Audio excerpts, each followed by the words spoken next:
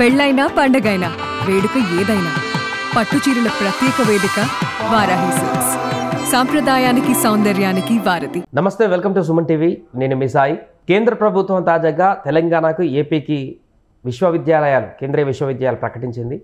So దీని ద్వారా రెండు రాష్ట్రాలకు ఎలాంటి లబ్ధి చేకూరుతుంది, ఆ విద్యాలయాల ద్వారా ఏమైనా బెనిఫిట్స్ ఉన్నాయా, దీనికి సంబంధించిన పూర్తి వివరాలు తెలుసుకునేటువంటి ప్రయత్నం చేద్దాం. మనతో పాటు Suman TV news chief editor Keshav గారు. సార్ నమస్తే. నమస్తే. సో కేంద్ర ప్రభుత్వం మరొకసారి తెలుగు రాష్ట్రాలకు కొంత వరాల జల్లు కురిపించినట్టు కనబడుతుంది. కేంద్ర విద్యాలయాలని కేటాయించడం రెండు రాష్ట్రాలకి.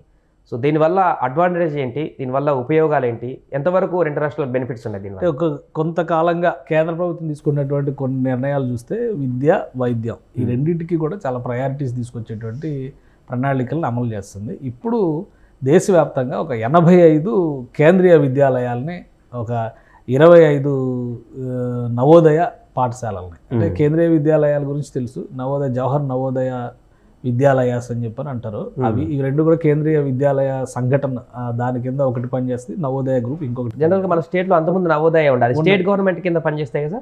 లేదు, అవన్నీ కూడా సెంట్రల్ గవర్నమెంట్ ఆపరేషన్స్ ద్వారా. 1986లో నవోదయ స్కూల్స్ ఫామ్ అయినాయి. 1963లో కేంద్రీయ విద్యాలయాస్, అంటే సిబిఎస్ఈని ఇంప్లిమెంట్ చేసేటువంటి క్రమంలో దేశవ్యాప్తంగా ఇప్పటికే కేంద్రీయ విద్యాలయాలు 1200 పైగా కేంద్రీయ విద్యాలయాలు దేశవ్యాప్తంగా నడుస్తున్నాయి.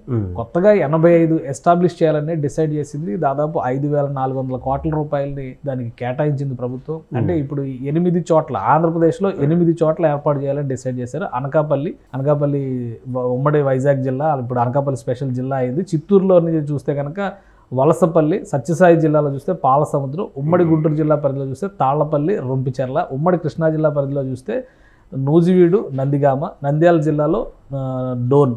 ఇవన్నీ ఈ 8 విద్యాలయాలకి ఏపీలో కేంద్రీయ విద్యాలయాల ఏర్పాటుకి కేంద్రం గ్రీన్ సిగ్నల్ ఇచ్చింది. తెలంగాణలో 7 నవోదయ విద్యాలయాలు ఏర్పాటు చేస్తారు. నవోదయ విద్యాలయాల లిస్టు చూస్తే కనుక జగిత్యాల, నిజామాబాద్, కొత్తగూడెం, మేడ్చల్, మహబూబ్ నగర్, సంగారెడ్డి, సూర్యాపేట అన్నీ కూడా 2 టైర్ సిటీస్ కింద మనం చూడాల్సి ఉంటుంది. ఈ సిటీస్ అన్నిటి కూడా 7 విద్యా సంస్థలనే కేటాయించింది. ఇప్పుడు ఓవరాల్గా దీనికి ఈ స్కూళ్ళల్లో దాదాపు 19 లక్షల మంది విద్యార్థులు దేశవ్యాప్తంగా చదువుతున్నారు. ఇప్పుడు కొత్తగా ఏర్పాటు చేయబోయేటువంటి విద్యా సంస్థల్లో కూడా కనీసం ఇప్పుడు చెప్తున్నటువంటి అంచనాల ప్రకారం ఒక తెలుగు రాష్ట్రాల్లోనే 15,000 మంది విద్యార్థులు మరో కొత్త అవకాశం, అంటే సిబిఎస్ఈలో ఈ జాయిన్ అయ్యేటువంటి అవకాశం దక్కించుకున్నట్టుగా మనం చూడాల్సి ఉంటుంది. నిర్మాణానికి సంబంధించి 5,800 కోట్లు కేటాయించింది. సో దానికి తగ్గట్టుగా కొన్ని పారామీటర్స్ ఉన్నాయి. ఇప్పుడు మామూలుగా స్కూల్ అంటే మనం ఒక 2 అంతస్తుల బిల్డింగ్ కూడా బోర్డు పెట్టేస్తాం. కానీ ఈ కేంద్రీయ విద్యాలయాలకి, నవోదయ పాఠశాలకి ఏంటంటే మినిమం 5 ఎకరాల నుంచి 30 ఎకరాల స్థలాలని కేటాయించి ప్రభుత్వం కేటాయించాలి. స్టేట్ గవర్నమెంట్స్ కేటాయిస్తే సెంట్రల్ గవర్నమెంట్ ఇన్ఫ్రాస్ట్రక్చర్ క్రియేట్ చేస్తుంది. సో దానివల్ల ఏంటంటే ఒక భారీ విద్యా వ్యవస్థ అనేది రెండు రాష్ట్రాల్లో కూడా ఏర్పడడానికి అవకాశం ఉంటుంది. ఆంధ్రప్రదేశ్ ఇప్పుడిప్పుడే, అంటే గ్రామీణ ప్రాంతాల్లో ఎక్కువగా ఉన్నటువంటి రాష్ట్రం కాబట్టి ప్రస్తుతం 2 తెలుగు రాష్ట్రాలతో పోలిస్తే ఆంధ్రప్రదేశ్లో చాలా వరకు గ్రామీణ ప్రాంతాల్లోనే కేంద్రీయ విద్యాలయాల ఏర్పాటుకి కేంద్రం సుముఖత వ్యక్తం చేసింది, అంటే అప్రూవల్ చేసింది ఇప్పుడు. కాబట్టి దానివల్ల విద్యారంగానికి చాలా వెసులుబాటు వచ్చేటువంటి అవకాశం ఉంటుంది.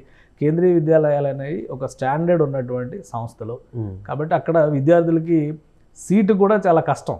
కానీ ఇప్పుడు మనకు గురుకులాలు చాలా ఉన్నాయి తెలంగాణలో, దానికి దీనికి డిఫరెన్స్ ఏంటంటే చాలా వరకు దీంట్లో కూడా జాయిన్ అవుతున్నారు. గురుకులాలన్నీ కూడా రాష్ట్ర బోర్డు కిందకి పనిచేసేటువంటివి, అంటే స్టేట్ బోర్డు, ఎస్ఎస్సి బోర్డు ఉంది కదా, సిబిఎస్ఈతో పనిచేసేవి కేంద్ర ప్రభుత్వం నిర్వహించేటువంటి సంస్థలు.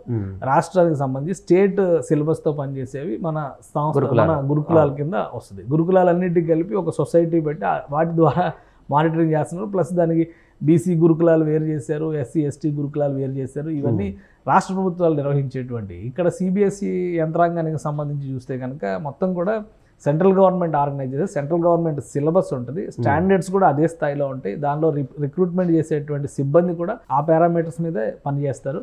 ఇప్పటివరకు కేంద్రీయ విద్యాలయాలు ఎక్కువ శాతం అర్బన్ ఏరియాస్లోనే ఉండేవి.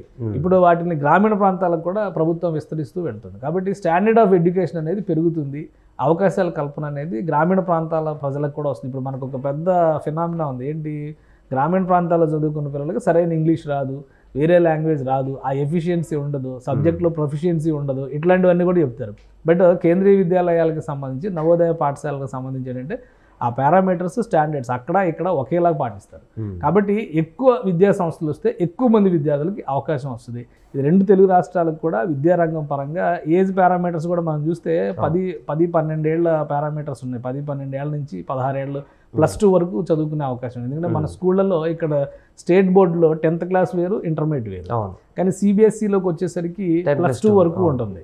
కాబట్టి కొత్త విద్యా విధానాన్ని తీసుకొచ్చేటువంటి క్రమంలో కూడా ఇందులో కొన్ని మార్పులు చేర్పులు చేస్తున్నారు. కాబట్టి ఈ విద్యా సంస్థలు రావడం అనేది 2 రాష్ట్రాలకి ప్రయోజనకరం, తెలుగు వాళ్ళకి తెలుగు విద్యార్థులకి మరింత ఉపయోగం ఉండేటువంటి నిర్ణయం. ఇప్పుడు కేంద్రీయ విద్యాలయంలో ఎలాంటి పారామీటర్స్ తీసుకుంటారు సార్ ఎంట్రీకి? అంటే మీరు అన్నట్టు బీసీకి ఒకటి ఉంది, ఎస్సీకి ఒకటి, గురుకులాలు ఇలా ఉన్నాయి, కానీ ఇక్కడ జాయిన్ కావాలంటే విద్యార్థులకు వీళ్ళకి కూడా మళ్ళీ సపరేట్ కేటగిరీ ఉంటుందా లేకుంటే అందరికి కలిపి? అందరికీ కామన్ ఉంటుంది. అయితే రిజర్వేషన్ కోటాలు మాత్రం కంపల్సరీ పాటిస్తారు. ఎక్స్ సర్వీస్ మెన్కి, స్పోర్ట్స్ కోటాలకి సపరేట్గా కేంద్రీయ విద్యాలయాల్లో ప్రత్యేకంగా అవకాశం కల్పిస్తారు. ఎందుకంటే మనం చూస్తే మామూలు స్కూల్స్లో ఈ రిజర్వేషన్స్ ఏవి ఉండవు, ఎక్స్ సర్వీస్ మెన్ లాంటివి ఇట్లాంటివి ఏవి ఉండవు. కాబట్టి ఇవి కేంద్ర ప్రభుత్వ సంస్థలు కాబట్టి వాళ్ళకు కూడా కోటాలు ఇస్తారు.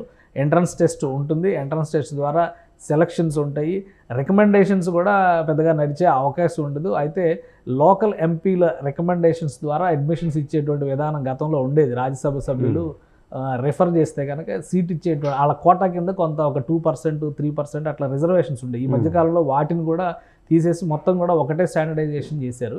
కాబట్టి కులాల వారీగా అంటే రాజ్యాంగం ఏవైతే రిజర్వేషన్స్ కేటగిరీస్ ఇచ్చిందో పిల్లలకి, ఈవెన్ ఫర్ డిజేబుల్డ్ కూడా, వికలాంగ దివ్యాంగులు అంటున్నాం కదా ఇప్పుడు, ఆ పిల్లలకి కూడా అవకాశం కల్పించే విధంగా ప్రతి క్లాస్ రూమ్లో అన్ని కేటగిరీల విద్యార్థులు ఉండేలాగా కేంద్రీయ విద్యాలయాలకి ఉన్నటువంటి పారామీటర్స్. కాబట్టి ఇక్కడ ఉన్నట్టుగా రిజర్వ్డ్ గురుకులాల్లాగా ఉండే పరిస్థితి ఉండదు. స్టాండర్డ్ ఆఫ్ ఎడ్యుకేషన్ కూడా ఆ స్థాయిలో ఉంటుంది ఎక్కడైనా.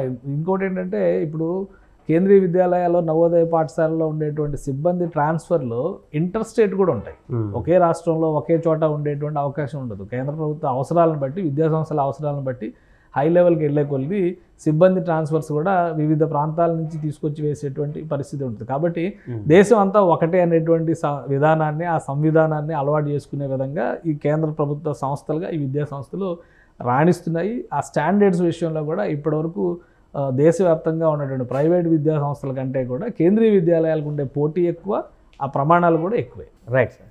అది మొత్తానికి కేంద్ర విద్యాలయాలని 2 తెలుగు రాష్ట్రాలకు కేంద్ర ప్రభుత్వం ప్రకటించింది. ముఖ్యంగా గ్రామీణ ప్రాంతాలను ఎక్కువగా ఫోకస్ చేస్తూ ఆ ఏరియాలలో దీన్ని నెలకొల్పడం ద్వారా చాలామంది గ్రామీణ ప్రాంత విద్యార్థులందరికీ కూడా మరింత నాణ్యమైనటువంటి విద్య అయితే అందేటువంటి అవకాశం మనకు కనిపిస్తుంది. సుమన్ టీవీలో మీ పర్సనల్ అండ్ బిజినెస్ ప్రమోషన్స్ కోసం కింది నెంబర్కి కాంటాక్ట్ చేయండి.